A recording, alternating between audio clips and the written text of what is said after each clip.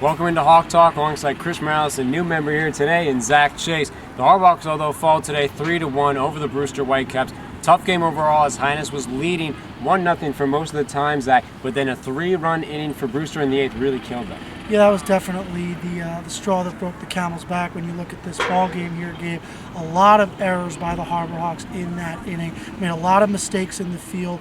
It all started with one at bat, just one hit, and that seemed to spark Brewster all the way. You could see their confidence rising as the errors piled and more runs started to come across the plate. They started challenging Hyannis' fielders and their pitching, and that proved to be just a little bit too much for the Harbor-Hawks today. Made too many miscues to be able to deliver the victory in this ball game, and those errors are why they see themselves on the wrong side of the scoreboard today. They did gain a lot of confidence after Vance Tatum, Chris, who had a pretty stellar game, probably the best game that he's had all season so far. After being pretty consistent, he won 7 innings straight, and that really helped Hyannis, but he just is the loser of today. Yeah, longest start of Vance Tatum's 2015 campaign for the Hyannis Harbor-Hawks, 7 innings strong. He only allowed 4 hits and had 5 strikeouts against the Brewster Whitecaps. He left the game when it was a 1-0 lead for Hyannis, but then the defensive errors, as Zach noted, and not enough hitting in timely situations for the Harbor-Hawks was really their undoing. It's really a shame because Vance Tatum has really been one of the most consistent starters for the Harbor-Hawks this entire season.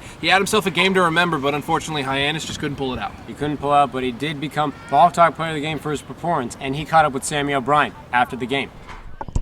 Thanks, guys. I'm here with today's Hawk Talk Player of the Game, Vance Tatum out of Mississippi State. Vance, you threw 7 scoreless innings, normally been going 5. What was the decision to go 7 today? I just kept my pitch count lower than I usually do, kept the walks down, and kind of just filled up the zone.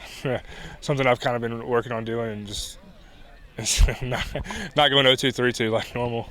So. Yeah, and you had 6 strikeouts on the day. What was the put-out pitch you were using?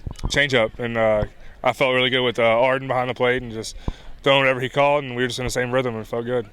Yeah, Arden's got a big haircut today behind the mound. What do you think of his haircut? You know, I really liked it, and I told him before the game that he switched up the mojo, went haircut and changed bat. So it was a big day in Arden's world, and I think it paid off for him behind the plate.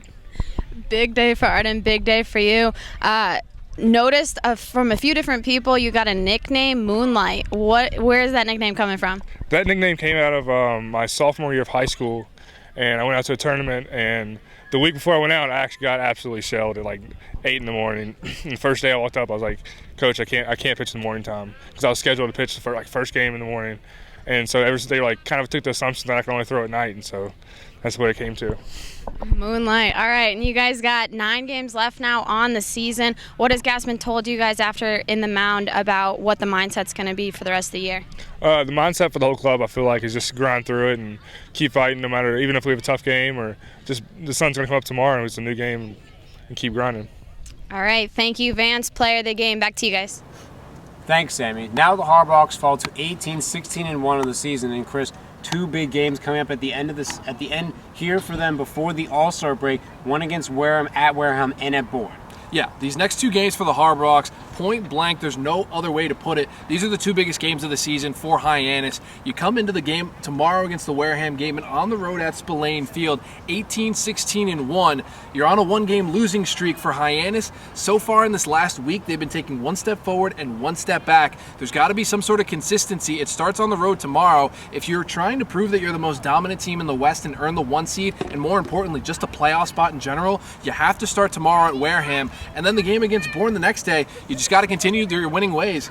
But unfortunately for Hyannis, they fall today. Zach, it has been an absolute pleasure having you on here. After a year hiatus, having you back here at McKeon Park just feels right. Here's a trophy. Sorry, guys. I just tried to make every other play today. I guess I just couldn't make that one. The struggles in the field abound in Hyannis tonight, unfortunately. Well, from Zach, Jason, Chris Morales, I'm Gabe Sussex saying we'll see I'm done. We'll see you at Spillane Field tomorrow. Good night.